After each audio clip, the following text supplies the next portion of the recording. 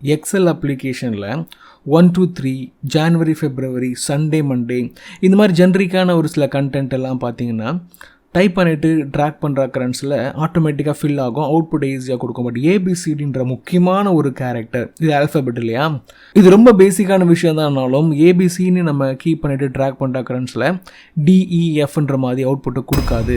அதை எப்படி கொண்டு வர்றதுன்றதை இந்த குட்டி வீடியோவில் குட்டி டுட்டோரியலில் தெரிஞ்சுக்க போகிறீங்க. குட்டி வீடியோனா கூட நிறைய விஷயங்கள் இதில் இருக்குன்றதுனால ஃபுல்லாக பார்ப்பீங்க நம்புகிறேன். நான் உங்கள் Prabhakaran from Prabhas MS office. வாங்க இந்த வீடியோக்குள்ளே போகலாம்.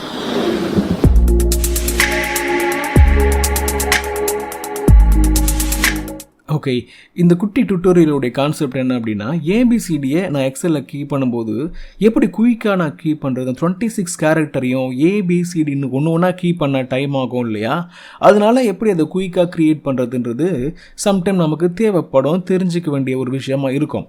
நார்மலாக 1 2 நீங்கள் கீப் பண்ணிவிட்டு ட்ராக் பண்ணுற கரண்ட்ஸில் 2 3 4 5ன்றது ஆட்டோமேட்டிக்காக வரும். சண்டே மண்டேன்னு கீப் பண்ணிவிட்டு ட்ராக் பண்ணுற கரண்ட்ஸில் அடுத்தடுத்த டே உடைய அவுட்புட் ஆட்டோமேட்டிக்காக வரும். லைக் மந்த்தையும் அதே மாதிரி கீப் பண்ணலாம், அதே மாதிரி குவார்ட்டர்ஸும் நீங்கள் கீப் பண்ண முடியும். பட் இங்கே ஏபிசிடியை நான் ட்ரை பண்ணும்போது ஏபின்னு கீப் பண்ணிவிட்டு நான் இதை செலக்ட் பண்ணி ட்ராக் பண்ணும்போது எனக்கு சிடிஇஎஃப் ஆட்டோமேட்டிக்காக வரல. அதை எப்படி வர வைக்கிறதுன்றதை தெரிஞ்சுக்க போகிறோம். ஒரு முக்கியமான விஷயத்தை நம்ம தெரிஞ்சுக்கணும். சண்டே மண்டேலாம் வருது இல்லையா, எப்படி வருதுன்னா ஃபைல் போயிட்டு ஆப்ஷன் போனீங்கன்னா இந்த இடத்துல உங்களுக்கு அட்வான்ஸ்னு ஒரு டேப் இருக்கும். அதில் லாஸ்ட்டில் வந்தீங்கன்னு வச்சுக்கோங்களேன், கஸ்டம் லிஸ்ட்டுன்னு ஒன்று இருக்கும். கஸ்டம் லிஸ்ட்டு, இந்த கஸ்டம் லிஸ்ட்டில் எதெல்லாம் டிஃபைன் பண்ணப்பட்டு இருக்கோ இதெல்லாம் டெஃபினெட்லி ஃபில் பண்ணும்போது ட்ராக் பண்ணும்போது ஆட்டோமேட்டிக்காக வரும். லாஸ்ட்டில் உள்ளது பார்த்தீங்கன்னா நம்ம க்ரியேட் பண்ணியிருக்கோம். How to create a custom list அப்படின்றத பற்றியும் என்ன பெனிஃபிட் அப்படின்றத பற்றியும் பெருசாக பேசணும் ஒரு வாட்டி. அப்போ இதை நம்ம க்ரியேட் பண்ணது இங்கே சேவாக இருக்குது. இப்போ நீங்கள் புரிஞ்சிக்க வேண்டியது, இந்த இடத்துல ஒரு ஆப்ஷன் இருக்குது, அதில் இருக்கிற ஆப்ஷன்ஸ் மட்டும்தான் இந்த மாதிரி ட்ராக் பண்ண வரும். அதை தாண்டி ஒரு சில விஷயங்கள் எக்ஸலில் வரும், பட் நார்மலாக ஏபிசின்றது வராது அப்படின்னு புரிஞ்சுக்கணும். அப்போ அதை எப்படி பண்ணுறதுன்றதை தெரிஞ்சுக்கலாம். எக்ஸலில் ஒரு ஃபார்முலா இருக்குது, ஃபேண்டாஸ்டிக்கான ஃபார்முலா, CHAR அப்படின்னு ஒரு ஃபார்முலா இருக்குது. நிறைய பேர் இதை யூஸ் பண்ணியிருப்பீங்க, லிமிட்டடாக இதை பற்றி தெரிஞ்சிருப்பீங்க. இந்த மாதிரி ஃபார்முலாவை போட்டுட்டு சும்மா 10ன்னு கீப் பண்ணிவிட்டு நான் என்டர் பண்ணுறேன். ஒரு டிஃப்ரெண்ட்டான ஒரு கேரக்டர் இங்கே வரும். 10ல் எந்த கேரக்டரும் இல்லை, அதுக்கு காரணம் என்னன்றது நம்ம பார்க்கலாம். பட் நார்மலாக ஒரு நம்பருக்கும் ஒரு அவுட்புட்டை இந்த கேரக்டர் அப்படின்ற ஃபார்முலா அவுட்புட்டில் கொடுக்கும். 15ன்னு நான் கீப் பண்ணிவிட்டு என்டர் பண்ணுறேன். ஒரு டிஃப்ரெண்ட்டான ஒரு கேரக்டர் வந்திருக்கு. எந்த மாதிரியான நம்பருக்கு என்ன கேரக்டர் வருதுன்னு உங்களால் புரிஞ்சுக்க முடியல இல்லையா, அதுக்காக ஒரு சின்ன எக்ஸாம்பிள். இப்போ நீங்கள் இந்த இடத்துல பார்க்கும்போது நிறையா நம்பர்ஸ் தெரியுது. 0ன்னு போட்டால் நல் வேல்யூ அவுட்புட்டில் வரும். 1 அப்படின்னு போட்டால் என்னென்ன மாதிரியான வேல்யூஸ் அவுட்புட்டில் வரும்ன்றதை கொடுத்துருக்காங்க பாருங்களேன். இந்த இடத்துல 65ன்னு போட்டால் ஏன்றது அவுட்புட்டில் வருமா, ஒரு ஹின்ஸ் கிடச்சிருக்கு. அந்த மாதிரி இந்த நம்பர்ஸை யூஸ் பண்ணி ஆல்ஃபபெட்டை நம்ம அவுட்புட்டில் கொண்டு வர முடியும். இது என்ன நம்பர்ஸ் அப்படின்னு பார்த்தீங்கன்னா ASCII அப்படின்னு சொல்கிறாங்க, American standard code for information interchange அப்படின்னு இதுக்கு டெஃபனிஷன். யூனிகோட்லாம் கேள்விப்பட்டிருப்பீங்களா, அந்த மாதிரி இது ஒரு ASCII கோட். ரொம்ப பேசிக்கான விஷயம் தான் கம்ப்யூட்டரை பற்றி தெரிஞ்சுக்கிறவங்களுக்கு. சரி, ஓகே, இதை பற்றி நீங்கள் நல்லா புரிஞ்சுக்கணுன்னா இந்த மாதிரி லிங்க்கெல்லாம் நீங்கள் ரெஃபர் பண்ணி பார்க்கலாம், ஒரு அண்டர்ஸ்டாண்டிங் வரும். 1லேருந்து 225 வரைக்கும் நம்பரை கீப் பண்ணும்போது இந்த ஃபார்முலா டிஃப்ரெண்ட்டான அவுட்புட்டை கொடுக்கும். அந்த நம்பருக்கு தகுந்த மாதிரி இந்த லாஜிக்கை யூஸ் பண்ணி இந்த கான்செப்டை யூஸ் பண்ணி கொடுக்கும். அதை நீங்கள் புரிஞ்சுக்கணும்.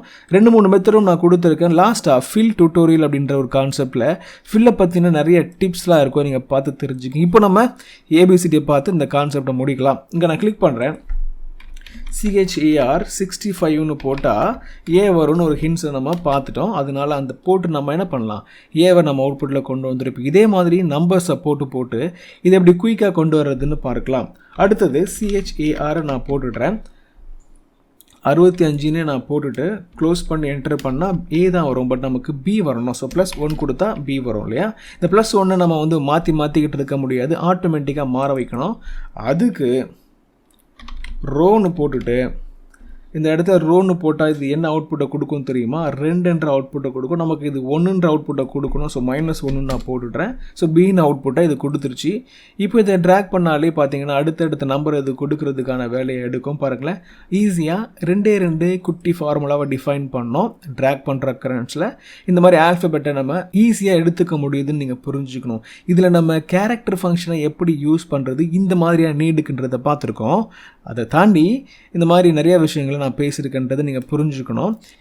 ASCIIன்ற ஒரு கோடை பற்றி சும்மா பேசியிருக்கோம். அதோட ரெஃபரன்ஸ் நான் உங்களுக்கு கொடுத்துருக்கேன்.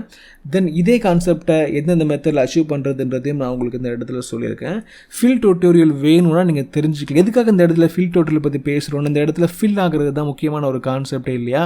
அந்த ஃபில்லிங் கான்செப்டில் ஆல்ஃபபெட் ABCD இல்லைன்றதுனால ஃபில்லை எப்படி எஃபெக்டிவாக நம்ம யூஸ் பண்ணுறதுன்றது நீங்கள் தெரிஞ்சுக்கணுன்னா இந்த மாதிரியான வீடியோஸ் நீங்கள் பார்த்தீங்கன்னா நல்லா புரிதல் வரும். பட் இங்கே எப்படி ABCDயை பண்ணணும், க்ரியேட் பண்ணணுன்ற ஒரு புரிதல் வந்திருக்கும்.